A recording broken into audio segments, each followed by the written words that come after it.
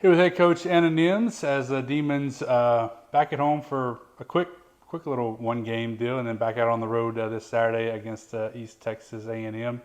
And before we talk about Thursday's game against UTRGV, Coach, couple thoughts on this past couple games. Obviously, this stretch, three really tough teams in a row with Southeastern, Stephen F. and Lamar. And if there was any question before these series or these games, if we were one of the better teams in the conference, I think regardless of what the results happened, I think we absolutely proved that we are among the best in the conference. Yeah, this group really is. You know, they're a premier basketball team right now.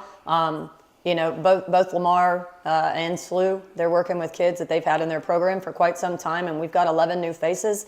And I like where we're at right now. You know, we have to keep fighting, obviously, unless you're actually watching our games. A lot of people just look at the record, so they see that we lost three, but they don't understand that we lost three to three of the top teams and all within single digits. The games, you know, really came down to the wire. You know, and so I'm really proud of the girls. The couple things that we got to correct are very controllable. It's not that we don't have it. We just didn't quite get it all the way done. Definitely hit some goals that we wanted to reach, got better while we were on those games. But now we got to get back, protect Prather, you know, and we got to have all those three teams again. And so it's just about taking care of business, attacking the next game, and understanding that UTRGV is an incredibly good team. And so we've got to lock down and bring that same grit that we showed versus Lamar in this last Monday night's game.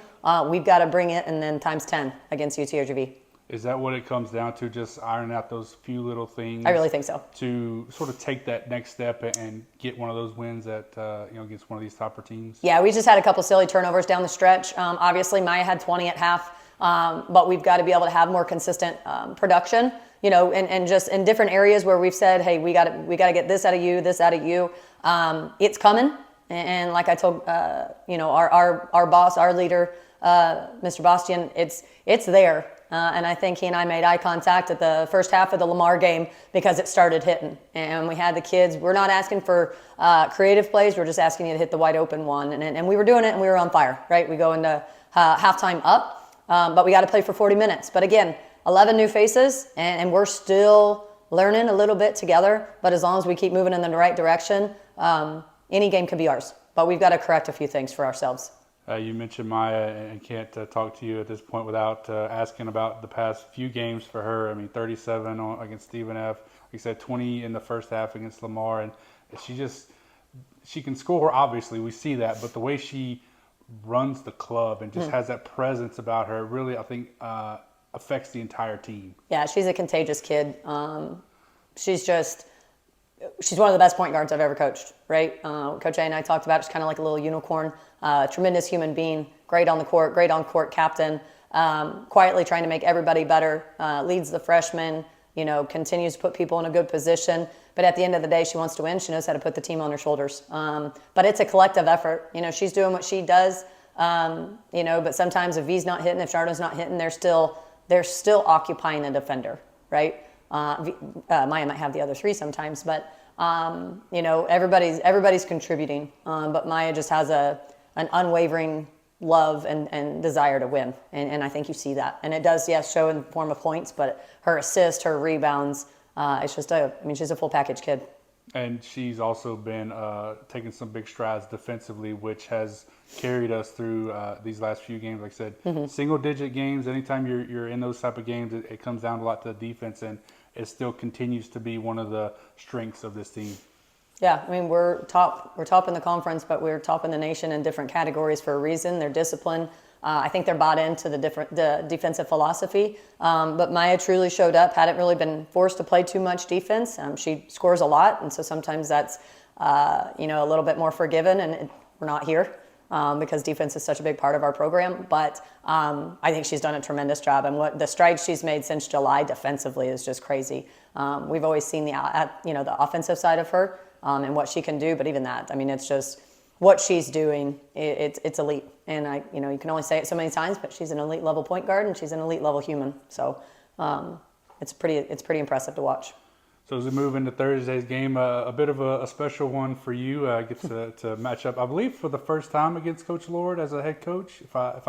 Yeah, I did a little bit of research. Yeah. My junior college, we scrimmaged him. Gotcha. When he was at Pittsburgh State. But yeah, I owe a lot to Coach Lord.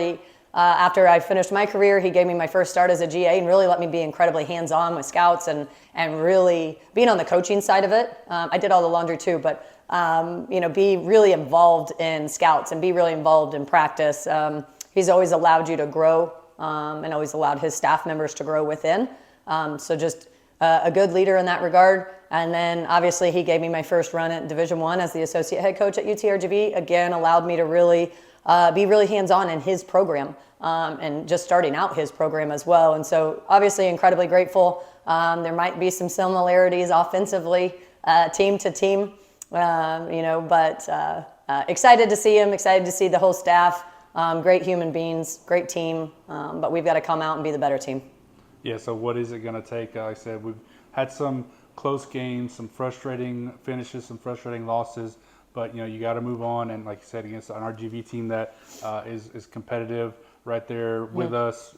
Yeah, we're just a game difference. We're just a game difference, and it's going to take us coming out the way we did against Lamar, showing the same grit and determination we played against SLU, Lamar, and SFA. But again, it's shoring up those those other things. We've got to. Although we had low turnovers against Lamar, they scored off of them, right? And so we have goals that we've just got to continue to knock out. One of our goals, that we didn't quite hit with SFA, it's going to be another key factor against UTRGV. And so it's just kind of controlling a few more of the controllables. And again, if we need you to get 6, we need you to get 6. And if that comes in transition, it's in transition. We've got to get more aggressive on the offensive boards. We've got to get more second chance opportunities that we have just not had.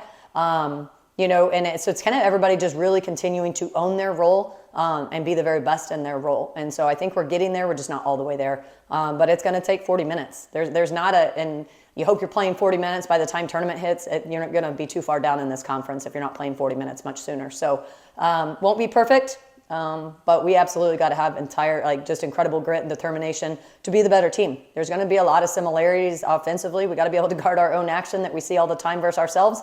But they've got a lot of effective players. Charlotte O'Keefe literally is top in the nation, not just the Southland, top rebounder in the Southland. She leads the nation. And so it's just impressive what that young lady's doing. They also have a Division II transfer and Kate Hackerott. That they've got a lot of pieces, right? I just have a lot of respect for what they do. So we just got to come out and play for 40 and be the better team that night. Coach, thanks so much. Thank you. Welcome.